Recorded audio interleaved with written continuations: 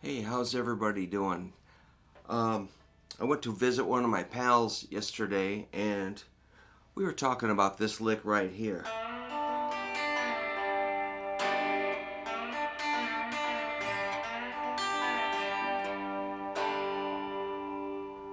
And we realized it's in the key of G, in case you were wondering. So if you make this kind of G chord, which is index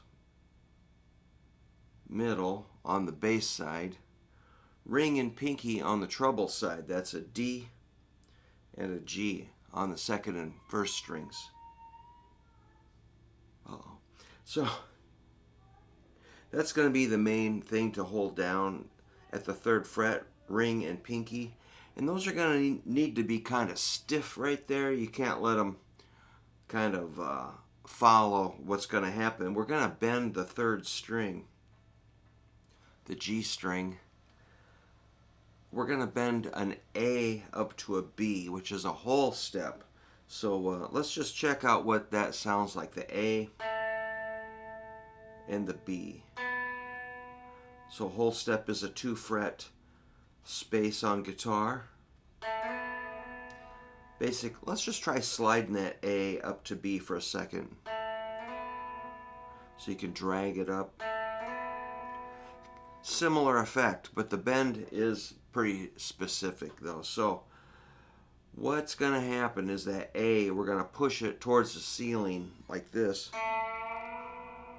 Now these are some pretty heavy strings, those String Joy 11.5 through 54, I believe. So it's a pretty thick G.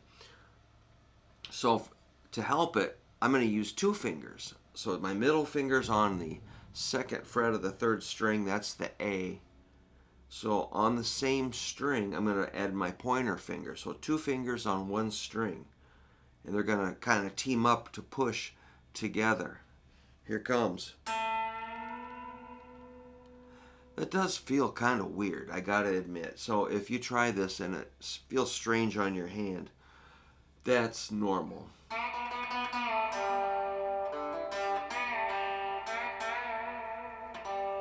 So you can kind of make it mechanical. We're kind of thinking like steel guitar,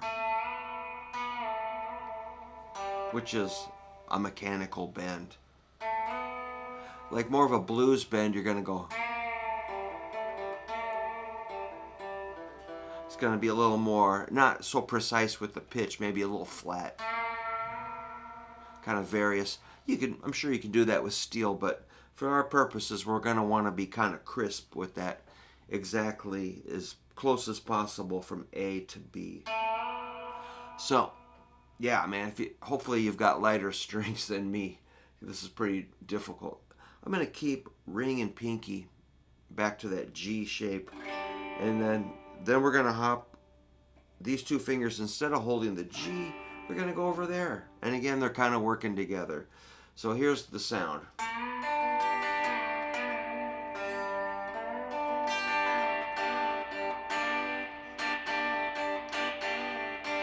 So this hand, I don't seem to have it. I was looking for a pick. Oh, I see one, but I'm going to skip the pick. I'm just going to go thumb, index, middle here. Gonna like grab them or do them individually, or 2, just thumb and index.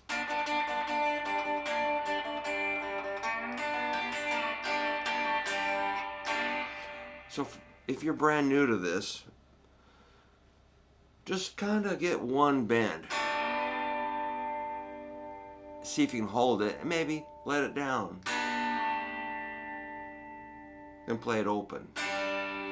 But see how these never move? So, yeah, you got to have that independence. And so, yeah, lighter strings might be a good call here.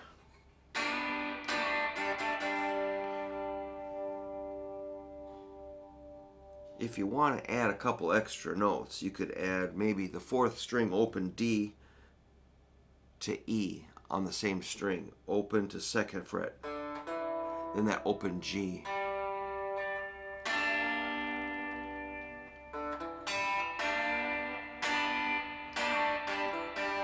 and you can bounce back to that E.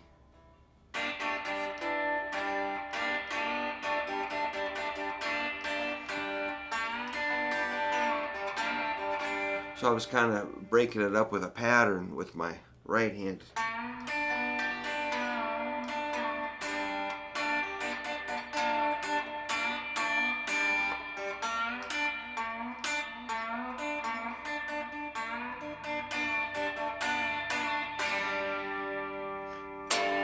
Then you can always go back to your chord. If you wanted to do the same thing in the key of A, it'd be like this.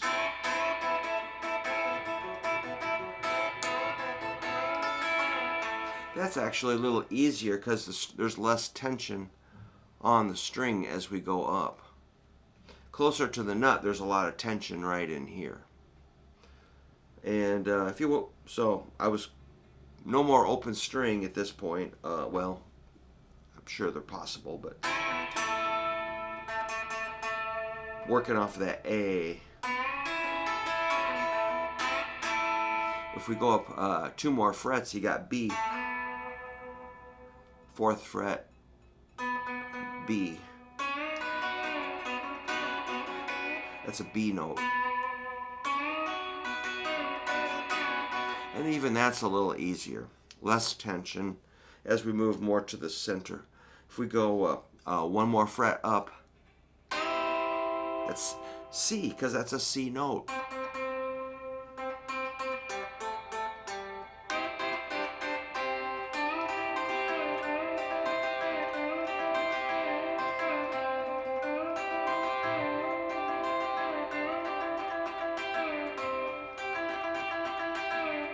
So I was toggling between thumb and index.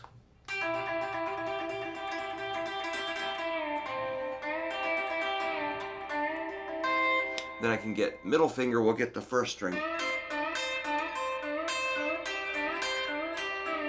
So thumb does the 3rd string, pointer does the 2nd string, middle does the 1st string. If we go up 2 more frets, you got key of D.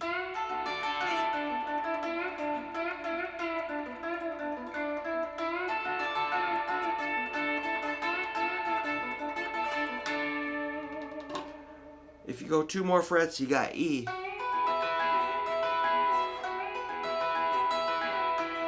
This is kind of fun. If you go 1 more fret, there's F.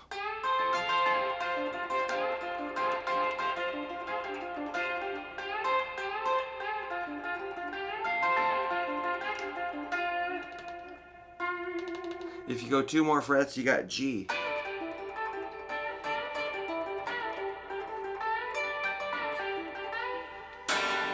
Yeah, smash. And if you go 2 more frets, it's A. 2 more frets is B. 1 more fret is C. Now it's getting tight again. Here's D.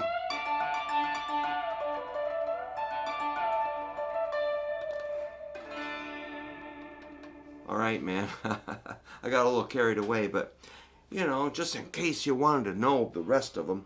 But start with G. Just remember, ring and pinky down there, I prefer, but you could lay 1 finger flat.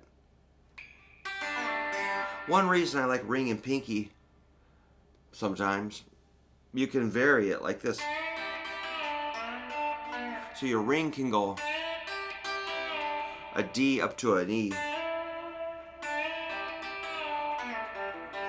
Up here,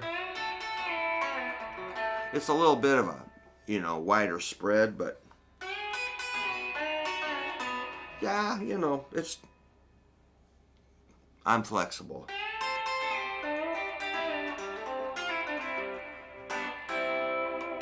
So you can really expand on this. I mean, you know, I'm just barely getting started. I'm sure there's like, you know, some of the country pickers are so good, it's like, kind of like, they play so fast and so many notes, it's so great that it's like almost too good. So in a way, playing a little less, I think is almost highly acceptable, or minimalism is what I'm getting at. If you play less versus if you're a virtuoso and you're just like blindingly fast, I'm impressed. But how long can anybody really pay attention to that before they start to get like kind of numb to it? So just little bursts of a hot lick may be better than, being I call it Olympic level competitive shredding. I admire it. I love it. It's good. But I'm just saying people get sick of it pretty quick. So if you can play some of these basic licks, you might be more prepared to function in a band, an average, normal working band, or play normal tunes versus like, astonishing level of blistering speed. But if you can do that, if I could, I really would. So I'm just saying, I'm happy the way I can play. But you always want to play a little faster, but it doesn't always pay off. There's may not be that big of a reward other than have fun. All right, so good luck with that basic string bending country style. And thanks to my buddy for pointing out that is a pretty cool lick. I was just kind of goofing around when he mentioned it. So, okay, we'll see you soon. Or hopefully you'll see me soon. Thanks.